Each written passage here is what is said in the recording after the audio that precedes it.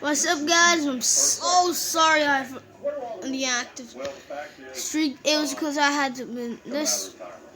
My tablet was taken away from me. I'm now back to this, and I'm ready to just dominate this Bundesliga. But it looks like we're not doing so well right now. I think we've hit our bump. We just dropped out of the top 4. And I think it's these fixtures that's killing us. We are just in by the skin of our teeth. Yeah, Bilbao draw with Roma. And this is a good game if we can beat Wolfsburg. Be on a little slump, and now we take that slump and just throw it out. Win by 4 goals, and now we are on the heads of leaders of the Bundesliga.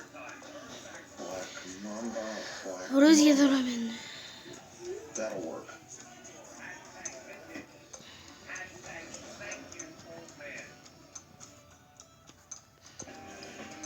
Welcome back to Sports Nation, presented by Toyota.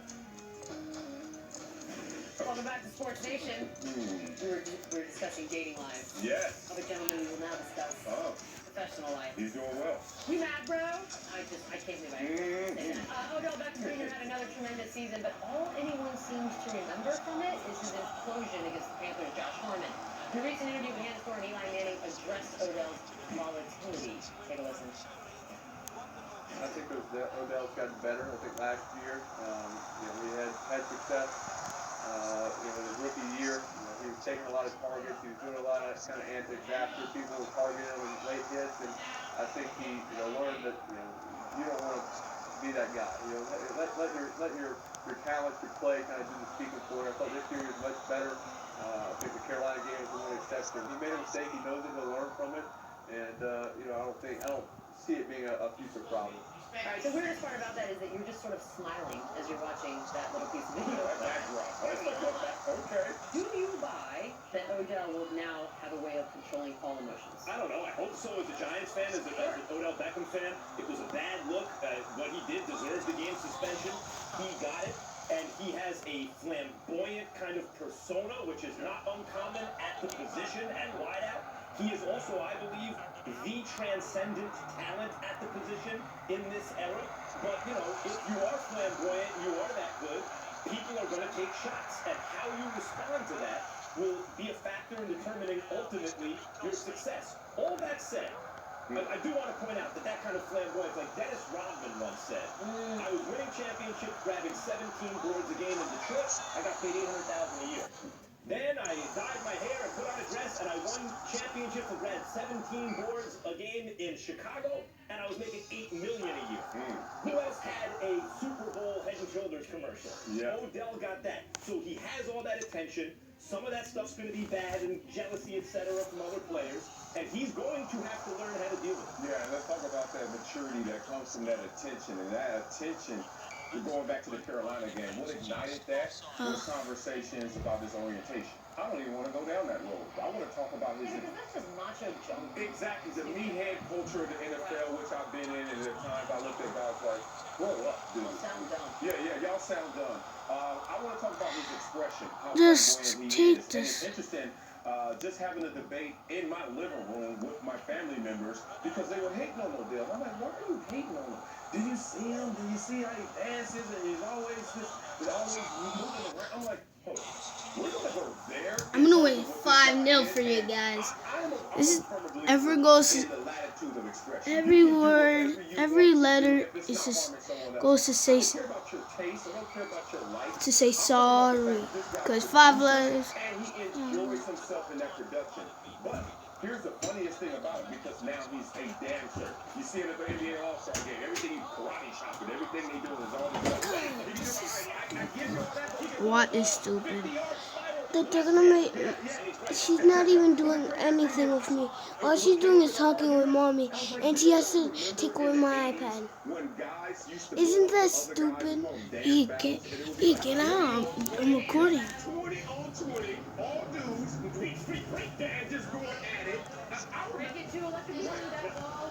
Exactly. And back then there was all these conversations about Shh. talk about their Recording. and I remember going out front in my house in Compton and seeing the gangsters dancing with rollers in their hair and nobody said nothing. But now all of a sudden that's a problem. That guys are showing expression like If you behave in a way that is outside the norm, you know, you shouldn't get flack for it. Because we live in a sheeple. Well, we don't live in a utopia and we never will. That's just not planet Earth. And so how you respond to the flack you get is important. I like the fact that Odell's like, I don't need to take this. Yeah. On the other hand, particularly in the NFL, he may have to learn how to deal with it better than he's dealing with it now. You gotta block it out, and you can't react like you did in Carolina because that instigated that moment, and it can't happen again. Can you reference the article you told me about how important it is that Odell goes out there and continues to express himself? And I don't remember the article. Yeah, I'm sorry. That was amazing television right there. Can you tell me that? The idea is it's important for Odell to be able to behave, to be himself. And in fact, the point was that his orientation actually is significant because if it's a straight black male athlete in this country behaving the way he wants, expressing an individuality in that way, that's important as an example to young African Americans. Yeah, he's very important, and I take a responsibility to allow him to be whoever he wants to be in terms of how he expresses his Can you imagine if it was just a bunch of macho dudes? Everybody do. Man, I don't think I could do this from the corner. Yeah, grow up. Let's do some more NFL. We'll stick with it. It's one of the biggest topics of the offseason. It has to be, where is RG3 going to go? Recently, there was speculation about Denver, but now ESPN's Bill Barnwell shared a little idea. Barnwell's got ideas. The Rams have gone with high floor, low ceiling options in years past and found that the floor was lower than they expected. There's little guarantee RG3 would work out, of course, but there's something compelling about the idea of the Rams succeeding with the quarterback they essentially traded away to Washington before the 2012 draft. We just want to see him play. Would it be awesome if he played here in Los Angeles? It would be. First of all, think of what the Rams got to give him to Washington. Like, think of what Washington had to give up. It's like 17,000 first-round picks. No stars. But okay, but still, it was a haul. Yeah, you get him back for what they would get him back for. He's the best available option. One of the reasons Kirk Cousins might be available is because Washington probably correctly says, yeah, we think you're pretty good. We don't know if you're a franchise quarterback yet. So Kirk Cousins for a long-term franchise quarterback level money deal, or Brock Osweiler for the same sort of thing, or the remains of Peyton Manning, or Nick Foles, who's been terrible.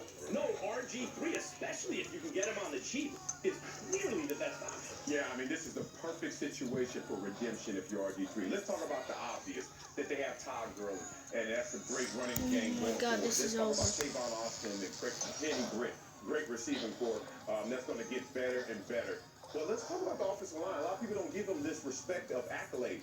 They gave up the fewest sacks last year in 18. Whoa, you're going to get protected? RG3's going to get protected? Okay. Then you go to the special teams. They're even special teams when you talk about Austin returning the ball, and then you talk about Greg Zuerlein being a kicker. They are loaded prime for a special quarterback to take them over the hump. Why not RG3? I'm in on this. Yeah, I love that. And I just want to see him play. Yeah. Just see what's going to happen next They year. got a defense, they got a running back. And that it also allows them to go out and draft a wideout. They don't have to draft the quarterback. Max, I'm about to try to attempt to convince you to stay for the end of the show, because coming up, we're going to show you incredible videos of the next Beckham headed to the NFL. It's his cousin. Oh, I didn't know this. Jerry, grab him, Jerry. Get ready. Man, that's no damn with protein shakes. Boy, they eating that lean meat. Sports Nation. Man. Guys, I'll end this video.